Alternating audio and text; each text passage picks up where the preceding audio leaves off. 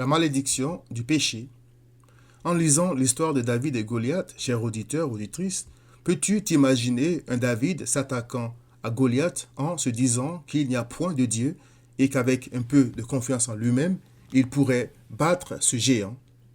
J'espère que non, parce que ce David-là serait un insensé. Malheureusement, ce David, insensé entre guillemets, est la parfaite illustration de l'homme qui rejette Christ. Je m'explique.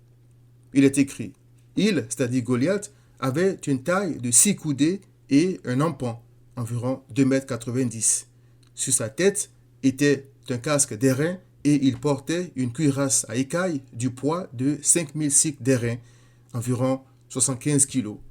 Il avait aux jambes une armure d'airain et un javelot d'airain entre les épaules. Le bois de sa lance était comme une ensouple de tisserand et la lance pesait 600 cycles de fer, environ 7 kg. Celui qui portait son bouclier marchait devant lui. 1 Samuel 17, 4-7. Sans la grâce de l'Éternel, David était un homme mort face à ce monstre. Il est écrit, à la vue de cet homme, c'est-à-dire Goliath, tous ceux d'Israël s'enfuirent devant lui et furent saisis d'une grande crainte. 1 Samuel 17, 24. Le pécheur, lui, n'ayant plus aucune crainte de Dieu à cause de la malédiction du péché, ne s'enfuit pas, il se lance plutôt avec arrogance dans un duel contre son Créateur. Or il est écrit, les montagnes tremblent à cause de lui, et les coteaux ou collines s'écoulent. La terre monte en feu à cause de sa présence. La terre, dis-je, habitable, et tous ceux qui y habitent. Naoum 1, verset 5. Y compris Satan et ses démons qui tremblent devant l'Éternel, selon Jacques 2, 19.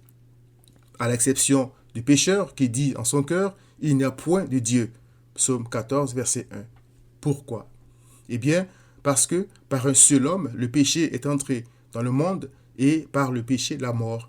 Et qu'ainsi la mort s'est étendue sur tous les hommes parce que tous ont péché, selon Romains 5, verset 12.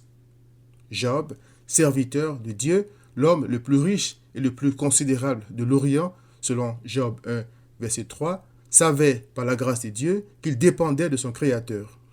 Au lieu donc de défier Dieu quand en un seul jour il avait permis que Job perde toute sa richesse ainsi que ses enfants, Job a dit, mais sa résolution, c'est-à-dire la résolution de Dieu à son égard, est arrêtée.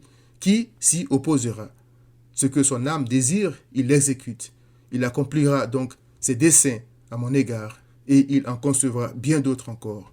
Voilà pourquoi sa présence m'épouvante. Quand j'y pense, j'ai peur de lui. Job 23, 14-15. Job pouvait parler ainsi parce qu'il avait trouvé grâce aux yeux de l'Éternel. Il avait la crainte de Dieu, c'est-à-dire la sagesse de Dieu, selon Proverbe 9, verset 10. Il savait qu'un duel entre son Créateur et lui n'aurait mené qu'à sa propre destruction. Pour ne pas nous abandonner dans notre état de décomposition, la sagesse de Dieu a été faite chair. Plus intègre et plus obéissant que Job, Christ, homme de douleur, habitué à la souffrance, selon Ésaïe 53, verset 3, a renoncé à sa gloire afin de venir délivrer de la malédiction ceux qui croient en lui. Christ a dit, « Je suis venu afin que les brebis aient la vie et qu'elles soient dans l'abondance. » Jean 10, verset 10, c'est-à-dire réconcilier avec l'Éternel, la fontaine de la vie, selon Psaume 36, verset 9. À cause du péché, l'homme n'est plus supérieur à l'animal. Ecclésiaste 3, 18-20.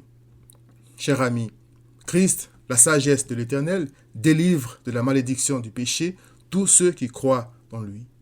Craindre Dieu, donc, comme Job, c'est croire en Christ pour le pardon de tes péchés. Sois donc sage. Évite le duel que tu ne peux pas gagner. Repens-toi. Viens à Christ.